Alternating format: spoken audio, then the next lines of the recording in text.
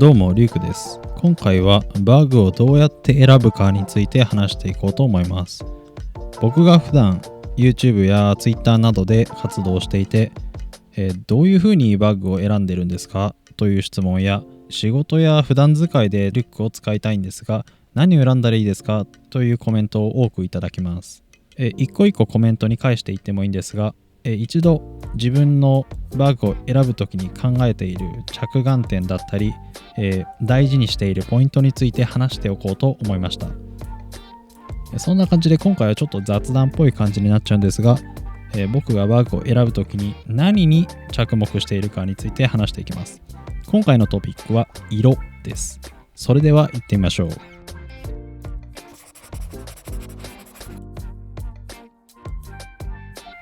結論としては、迷ったら黒を選べです。黒いバッグにはいくつかのメリットがあります。もちろんデメリットもあるんですが、僕的にはメリットの方が多い印象です。実際にはどんなメリットがあるのか詳しく話していきます。黒いバッグを買うメリットの一つ目は、服装を選ばないというポイントです。これはリュック好きの人はよく言うんですが、黒リュックは服装を選ばない、または、カジュアルとビジネスどっちもいける、そんな話をよく聞くと思います。実際に普段の服装がちょっと明るめでカラフルな服装だったり、逆にモノクロでシックな服装だったり、どっちの服装も着る人だったり、いろんな人がいると思うんですが、あらゆる人に対して黒いバッグはマッチするのでおすすめできます。一方で普段は結構砕けたファッションをしているけど、仕事の時はスーツ、もしくはオフィスカジュアルでビシッと決めたいっていう人にとっても、スーツにリュックスタイルはどうなのかっていう議論はあるかもしれないんですが、比較的黒リュックの場合はスーツやオフィスカジュアルでもビシッと決まる印象です。なので普段カジュアルでも、仕事でも同じバッグを使いたいっていう人にとっても黒いバッグは非常に重宝します。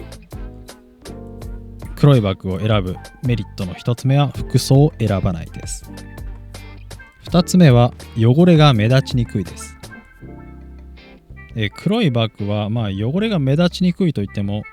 白いシミや擦れた跡など、引っかいたような傷など、素材によっても違いますが、黒いバッグにも傷や汚れは確かにつきます。ですが黒いバッグというのは基本的に真っ黒で、光の下に持ってった時に白い光沢が出ることが多いです。一方で白いバッグや、明るめのカラフルな色のバッグは、光の下に持ってった時に白い、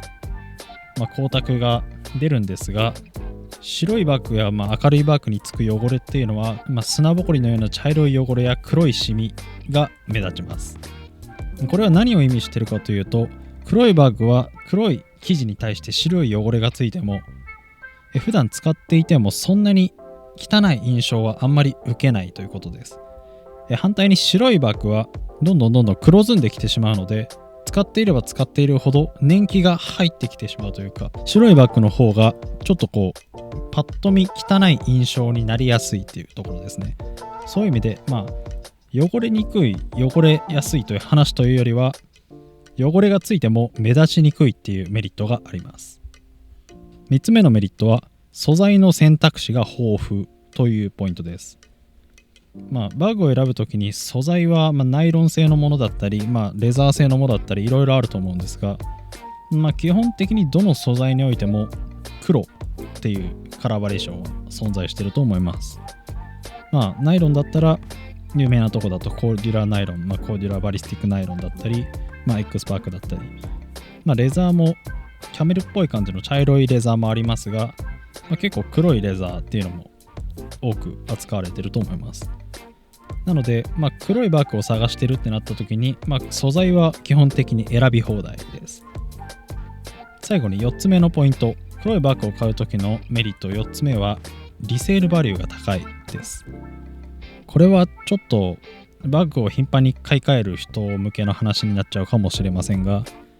今まで言ってきたメリットもあって、黒いバッグっていうのは比較的に需要が高い傾向にあります。いろんなバッグを見てもカラーバリエーションで1色しかない1色展開のバッグは基本的に黒のものが多いです。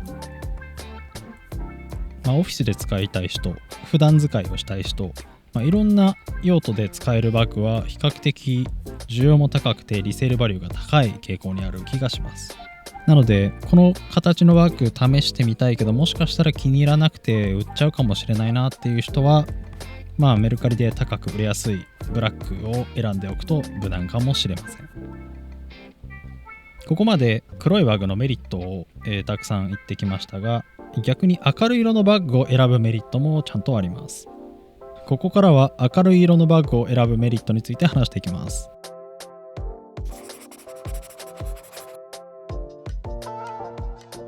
明るい色のバッグを買うメリット1つ目は他の人と被りにくいです。これは黒色のバッグのメリットの逆張りっぽくなっちゃうんですが、比較的カラフルなバッグを買う人っていうのは少ないです。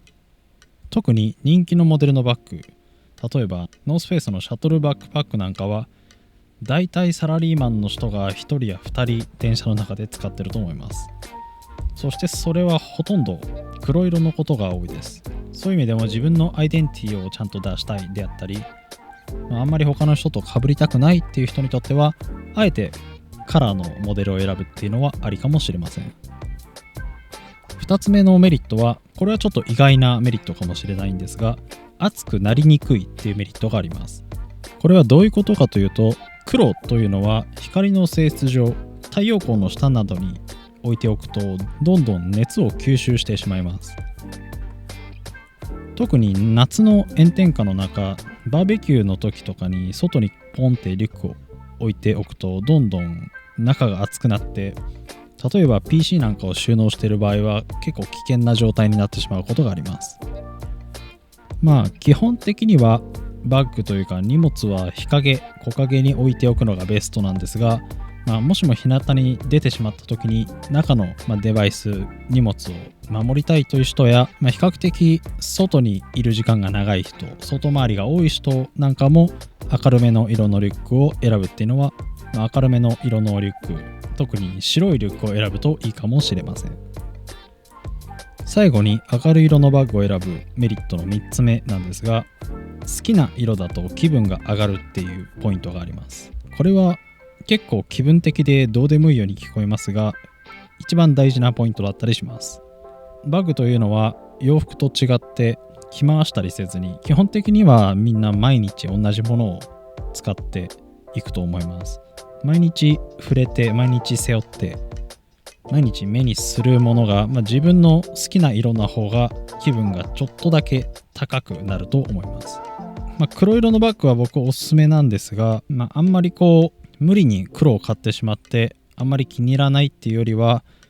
もし自分の好きな形のバッグで自分が好きな色に出会ったら、それを買うことで毎日の気分がちょっと上がるかもしれません。今回はこんな感じです。いかがだったでしょうか。こんな感じでこのチャンネルではバッグについての話や生活に役立つ情報を配信しています。メインチャンネルのエミグラムではバッグをひたすらパッキングする動画をアップしています。バックパックやスリングバッグに興味がある人はぜひチェックしてみてください。Twitter、Instagram、TikTok もやってます。フォローしてくれると嬉しいです。最後にこの動画が面白いと思ったらグッドボタンとチャンネル登録をよろしくお願いします。最後までご視聴いただきありがとうございました。それではまた次の動画でお会いしましょう。バイバイ。